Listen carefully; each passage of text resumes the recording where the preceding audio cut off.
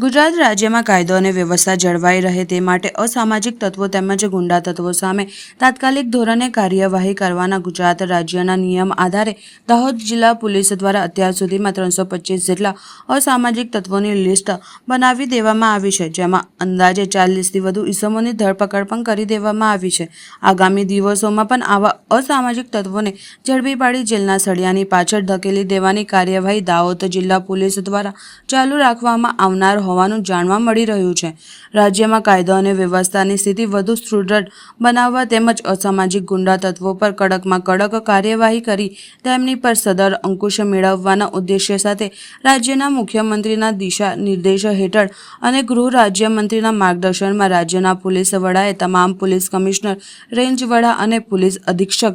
સામે વિડીયો કોન્ફરન્સના માધ્યમથી તાકીદની બેઠક યોજી હતી, જેમાં આગામી 100 કલાકની અંદર રાજ્યના પ્રત્યેક પોલીસ સ્ટેશન વિસ્તારમાં રહેતા અસામાજિક ગુંડા તત્વોની યાદી તૈયાર કરવા કડક સૂચના આપવામાં આવી છે। રાજ્યમાં અસામાજિક ગુંડા તત્વો સામે કડક શિક્ષાત્મક કાર્યવાહી કરવા માટે લેવાયેલ નિર્ણયનું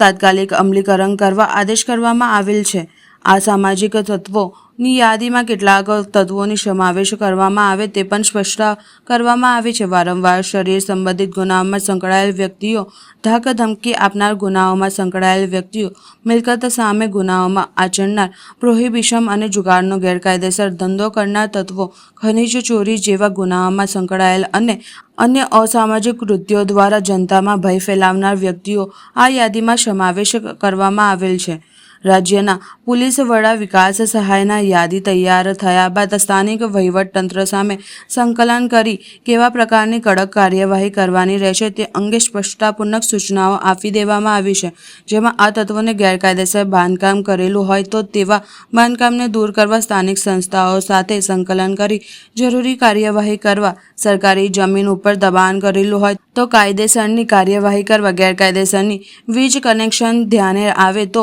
GUNL સાથે સંકલનમાં રહી કાયદેસરની કાર્યવાહી કરી આવા તત્વોના બેંક એકાઉન્ટની ચકાસણી કરી નાણાકીય વ્યવહારમાં કોઈ ગેરકાયદેસરનું કૃત્ય જણાવેલ આવેલ તો જરૂરી કાર્યવાહી કરવા કડક સૂચનાઓ આપવામાં આવી છે। તે ઉપરાંત આવા તત્વો સામે દાખલ થયેલા ગુનાઓ સામે જામીન ઉપર છૂટ્યા પછી અન્ય કોઈ ગેરકાયદેસર કૃત્યમાં પકડાયેલ હોય તો તેવા જામીન રદ કરવા, જરૂરી કાર્યવાહી કરવા તેમજ પાસા અને તડીપાર જેવી અસરકારક જોગવાઈઓનો ઉપયોગ કરી સહિત ભાડુઆત અંગેની રજીસ્ટ્રેશન ન કર્યું હોય તો તેમની સામે કાયદેસરની કાર્યવાહી કરવા સૂચનાઓ આપી છે। ત્યારબાદ આ સૂચના અને માર્ગદર્શન હેઠળ દાહોદ જિલ્લા પોલીસ દ્વારા સઘન કામગીરી કરવામાં આવી છે। તેના ભાગરૂપે અત્યાર સુધી દાહોદ જિલ્લામાં વિવિધ ગુનાઓમાં સામેલ અને અસામાજિક તત્વો, ગુંડા તત્વો, બુટલેગરો વગેરે મળી અત્યાર સુધી કુલ 325 ઇસમોની યાદી તૈયાર કરી દેવામાં આવી છે, જેમાંથી 40થી 50 ઇસમોની ઝડપી પાડવામાં દાહોદ જિલ્લા પોલીસે સફળતામાં પ્રાપ્ત કરી છે। આ પૈકી 2 ઇસમો પાસા હેઠળના હુકમો તેમજ 2 ઇસમો તડીપારના હુકમો પર કરવામાં આવ્યા છે।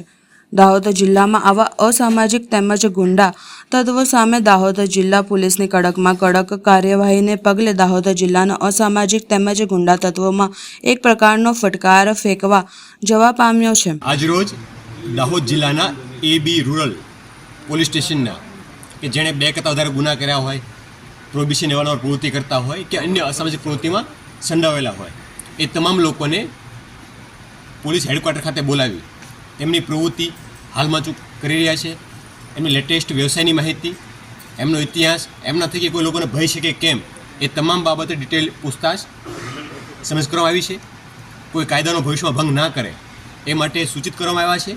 અને એ બાબતે પોલીસની વોચ પણ એ લોકો પર ચાલુમાં છે અને એ લોકોને પ્રોપર પોલીસની ભાષામાં સમજણ આપવામાં આવી છે અને ભવિષ્યમાં કોઈ કાયદાનો ભંગ ના કરે તે માટે પણ એમને સમજ આપવામાં આવી છે।